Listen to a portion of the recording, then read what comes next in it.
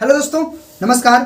आप देख रहे हैं अपना यूट्यूब चैनल आरडी एक्सप्रेस और मैं हूं आपका दोस्त राम कुमार।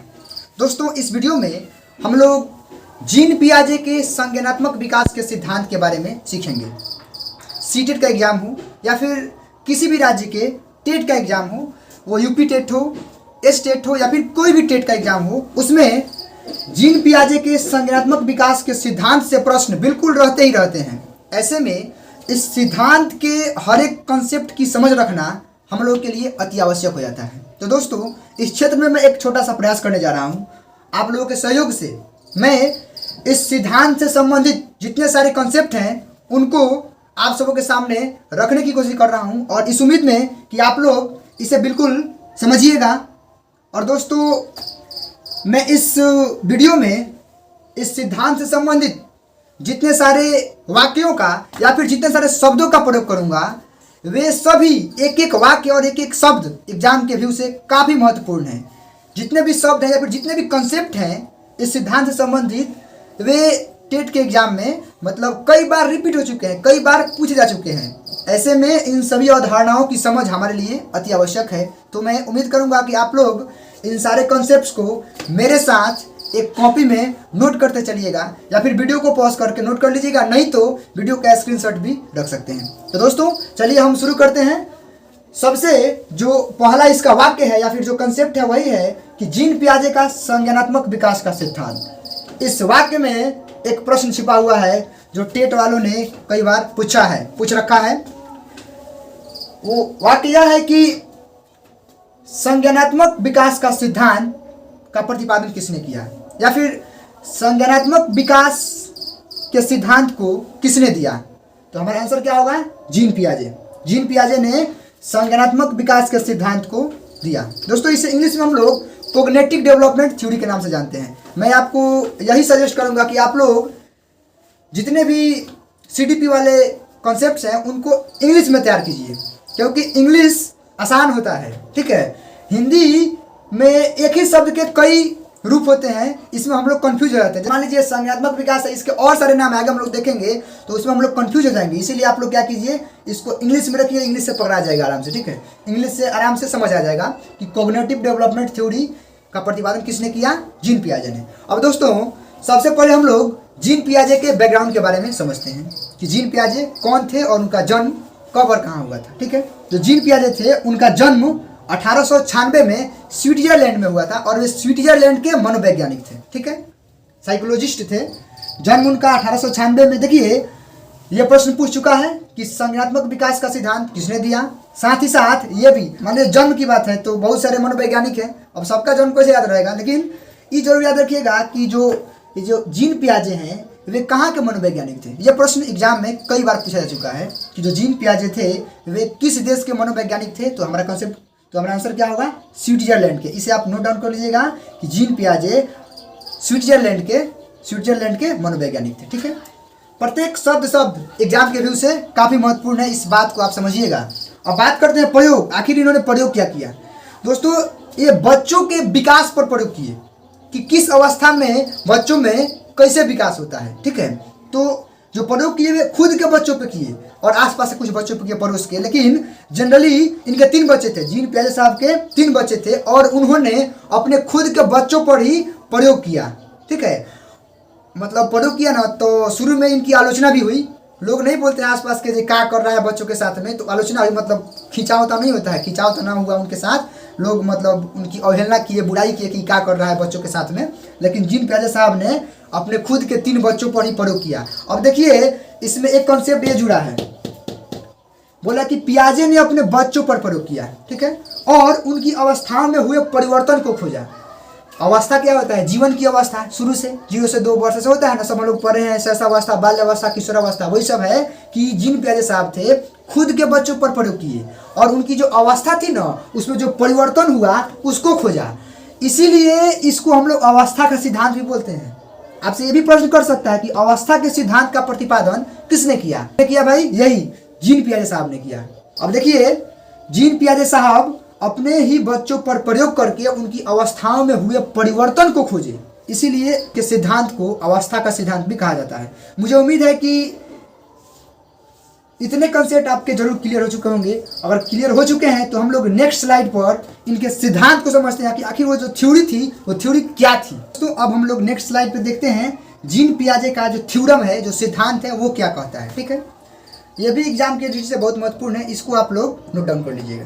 देखिए, जीन पे सब कहते हैं कि जो बच्चे होते हैं वे सक्रिय ज्ञान निर्माता और नन्हे वैज्ञानिक होते हैं, छोटे से वैज्ञानिक होते हैं। ये क्या मान रहे हैं बच्चों को कि जो बच्चे हैं वे सक्रिय ज्ञान निर्माता तथा नन्हे वैज्ञानिक होते हैं जो संसार के बारे में अपने सिद्धांत बनाते हैं, अपने सिद्धांतों की रचना करते हैं। जो बच्चे होते हैं वे सक्रिय ज्ञान निर्माता तथा नन्हे वैज्ञानिक होते हैं जो संसार के बारे में अपने सिद्धांतों की रचना करते हैं। बहुत ही गूढ़ बात छिपा हुआ है इसमें। इनका मानना था ना कि बच्चे हर एक अवस्था में विकसित होते रहते हैं और हर एक अवस्था में वस्तुओं को मतलब पहचानने के लिए, वस्तुओं को रिकॉग्नाइज करने के लिए अपने अपने सिद्धांत बनाते हैं खुद में, मन में। ठीक है, यही सिद्धांत था उनका। दोस्तों एक बात देखिए, मैंने शुरू में एक बात का जिक्र किया था कि आप लोग इंग्लिश से पकड़िएगा, इसको इंग्लिश से पहचान कीजिएगा। क्योंकि देखिए, संज्ञानात्मक विकास का सिद्धांत, विकासात्मक सिद्धांत या फिर अवस्था का सिद्धांत, तीनों इसी का नाम है।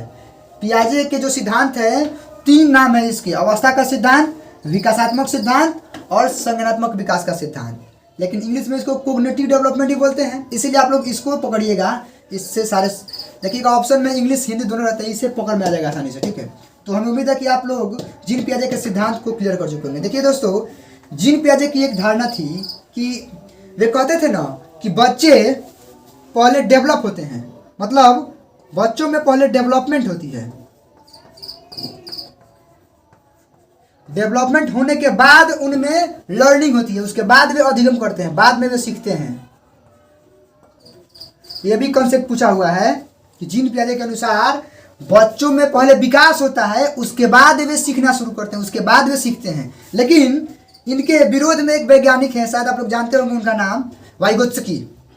उनका मत इस व्यू से अलग था, बिल्कुल अलग है। वे क्या कहते हैं कि नहीं, बच्चे पहले विकसित नहीं होते हैं, बच्चों में पहले विकास नहीं होता है, बच्चों में पहले लर्निंग होती है, बच्चों में लर्निंग पहले होती है, बाद में वे डेवलप होते हैं, बाद में उनमें विकास होता है। देखिए अब इनकी धारणा क्या है। वाइगोत्स्की साहब का कहना है कि सबसे पहले जो बच्चे हैं ना, वे अपने आसपास से, अपने समाज से, अपने परिवेश से पहले कुछ अधिगम करते हैं, पहले कुछ लर्निंग करते हैं और फिर उनका डेवलपमेंट होता है। लेकिन जीन पे सब क्या कहते थे कि नहीं, अवस्था के अनुसार बच्चों में पहले डेवलपमेंट होती है और फिर उनमें लर्निंग की क्रिया होती है। तो ये दोनों कंसेप्ट आप देख लीजिएगा कि वाइगोत्स्की साहब का कथन था कि बच्चों में पहले लर्निंग फिर डेवलपमेंट, जबकि जीन पियाजे का कथन था कि पहले बच्चों में डेवलपमेंट फिर लर्निंग। यही दोनों के मतलब थ्योरी में विशेष अंतर यही था, देख लीजिएगा इसको। अब हम लोग नेक्स्ट स्लाइड पे इसके अगले टॉपिक की चर्चा करते हैं। देखिए दोस्तों, अब हम लोग नेक्स्ट स्लाइड पे कोग्निटिव डेवलपमेंट के कुछ कॉन्सेप्ट्स को, कुछ अवधारणाओं को देखते हैं। दोस्तों इन अवधारणाओं को हम लोग इस कोग्निटिव डेवलपमेंट थ्योरी के लिए कीवर्ड्स भी बोल सकते हैं, बिल्कुल महत्वपूर्ण है। जो सबसे पहली अवधारणा है इसमें वह है अनुकूलन, एडेप्टेशन। अर्थात देखिए, हिंदी के शब्दों की ऐसी खासियत होती है ना कि वे अपना अर्थ स्वयं बताते हैं। अनुकूलन अर्थात अनुकूलित हो जाना, ढल जाना, जहां आप जा रहे हैं ना उसके अनुसार ढल जाना। अनुकूलन को हम लोग परिभाषित कैसे करेंगे कि वातावरण के अनुसार अपने आप को ढालना ही अनुकूलन कहलाता है। ठीक है, ये जो कॉग्निटिव डेवलपमेंट थ्योरी की जो सबसे पहली अवधारणा है वह है अनुकूलन, एडेप्टेशन। मतलब कि किसी भी वातावरण के अनुसार अपने आप को ढाल लेना ही अनुकूलन कहलाता है। दोस्तों ये सारे कंसेप्ट जो है ना बच्चों के संदर्भ में कहे जा रहे हैं। देखिए क्या हो रहा है आगे समझिए।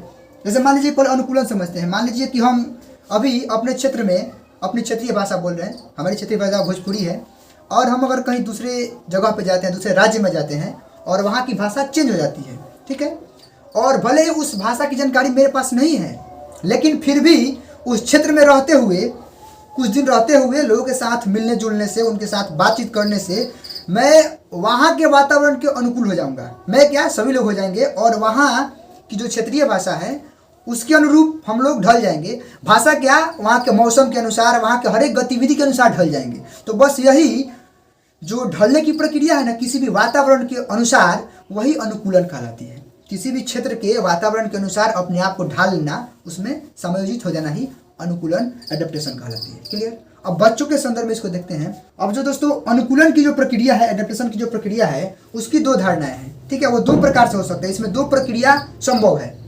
पहला है आत्मसातकरण और दूसरा है समायोजन। देखिए अनुकूलन, बच्चों के संदर्भ में इसकी बात कर रहे हैं हम। अनुकूलन की जो पहली प्रक्रिया है वह है आत्मसातकरण और दूसरी है समायोजन। इस दोनों को बहुत बढ़िया समझते, दोनों के दोनों बहुत ही महत्वपूर्ण टॉपिक हैं। देखिए आत्मसातकरण का मतलब क्या होता है? कह रहा है कि पूर्व ज्ञान को नए ज्ञान के साथ जोड़ना ही आत्मसातकरण कहलाता है। अगर जो पहले का ज्ञान है उसको आप नए ज्ञान से जोड़ दीजिएगा ना, तो वही आत्मसातकरण कहलाता है। पूर्व ज्ञान को नए ज्ञान के साथ जोड़ना ही आत्मसातकरण कहलाता है। दोस्तों इसे उदाहरण से समझते हैं, बच्चों को केंद्र मानकर। देखिए मान लीजिए हम इसके दो उदाहरण दे रहे हैं। जो भी उदाहरण होगा बच्चों को आधार मानकर ही दिया जाएगा। मान लीजिए कि अगर कोई बच्चा है, ठीक है, छोटा सा उदाहरण है, और उसे एक खिलौना दिए एरोप्लेन, और उसे क्या बताया हम लोग शुरू में जब छोटा है कि यह उड़ रहा है आसमान में और इसे हम लोग एरोप्लेन बोलते हैं।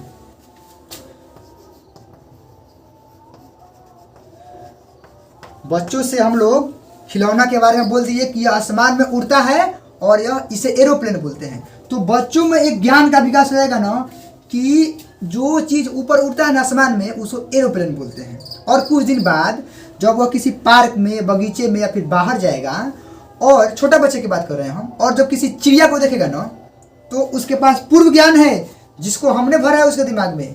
वो सोचेगा अच्छा हमारे भैया बताए थे कि जौन उड़ता है ना इधर, उसको एरोप्लेन बोलते हैं। उसको ही पता नहीं है कि एरोप्लेन है कि चिड़िया है। वह चिड़िया को भी पहले ज्ञान के अनुसार देखेगा कि जो भी चीज़ आसमान में उड़ता है उसे एरोप्लेन बोलते हैं। तो वह चिड़िया को उड़ते हुए देखेगा ना, तो उसको क्या बोलेगा? एरोप्लेन ही बोलेगा।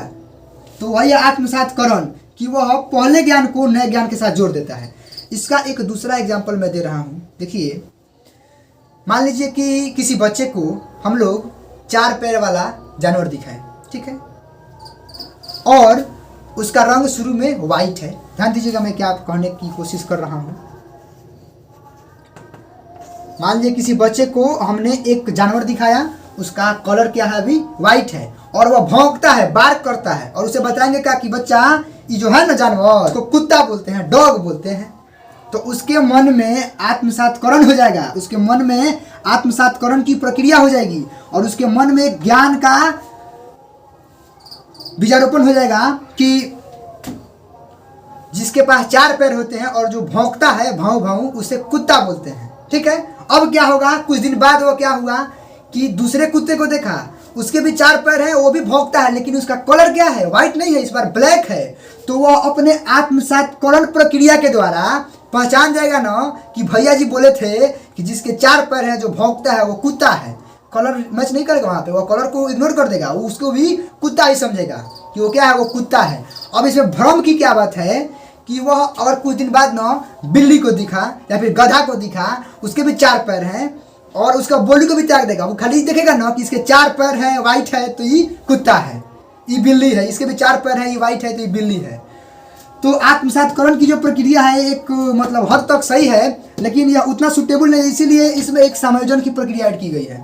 समायोजन का मतलब क्या होता है? देखिए अब पूर्व ज्ञान में परिवर्तन करके वातावरण के साथ तालमेल बैठाना। अब देखिए ये क्या था कि पहले क्या करेंगे कि पूर्व ज्ञान को नए ज्ञान के साथ जोड़ देंगे।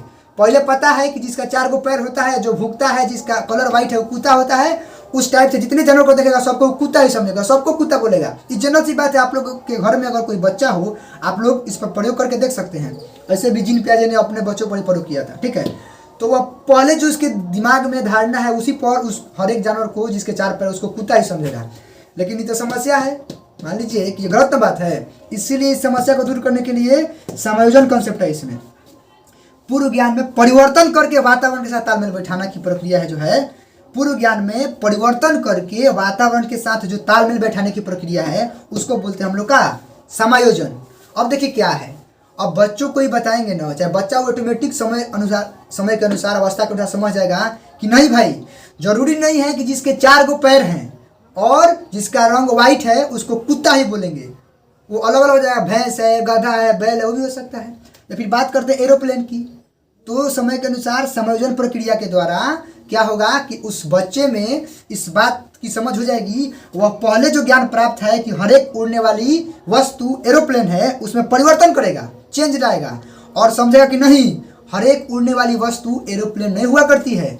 उसको वह अपने समायोजन प्रक्रिया के द्वारा अर्थात अपने पहले वाले ज्ञान में कुछ परिवर्तन करके समझ जाएगा कि ये जो उड़ रही है इसको चिड़िया बोलते हैं। ठीक उसी प्रकार कुत्ते में, बिल्ली में, भैंस में, गाँव में, सब में मतलब क्या करेगा, चेंज समझ जाएगा उसमें क्या अंतर है।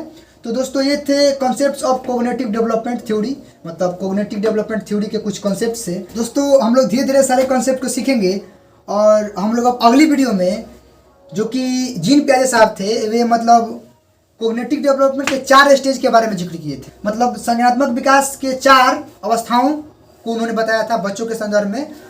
उनका जिक्र हम लोग और उनका मतलब गहनता से विश्लेषण हम लोग अगली वीडियो में करेंगे। मुझे उम्मीद है कि आज की इस वीडियो में हम लोग कुछ तो नई बातें जरूर सीखे होंगे। तो मैं आप सबों से सजेशन करूंगा कि आप लोग अपना सुझाव बिल्कुल कमेंट बॉक्स में दें, क्योंकि हम लोग भी अभी प्रशिक्षु हैं, हम लोग भी आप लोगों के साथ मिलकर सीख रहे हैं। दोस्तों इस वीडियो में बस इतना ही। इसी के साथ आपका दोस्त राम कुमार राय आप लोगों से विदा लेता है और मिलता हूँ अगली वीडियो में इसके अगले टॉपिक के साथ। अगला टॉपिक क्या है याद रखिएगा, जो संज्ञानात्मक विकास है उनकी 4 अवस्थाएं हैं। वो भी पूछता है कि जीन पियाजे ने संज्ञानात्मक विकास के कितनी अवस्थाओं को दिया है। 4 अवस्थाएं बच्चों के संदर्भ में 4 अवस्थाएं दिया कि बच्चे किन किन अवस्था में क्या क्या सीखते हैं, उनमें क्या क्या मतलब सीखने की क्वालिटी आती है। इन सारों के बारे में हम लोग जिक्र करेंगे अगली वीडियो में। इस वीडियो में बस इतना ही। मिलते हैं अगली वीडियो में अगले टॉपिक के साथ। तब तक के लिए आपका दोस्त राम कुमार आप लोगों से विदा लेता है। टेक केयर, थैंक यू, जय हिंद, वंदे मातरम।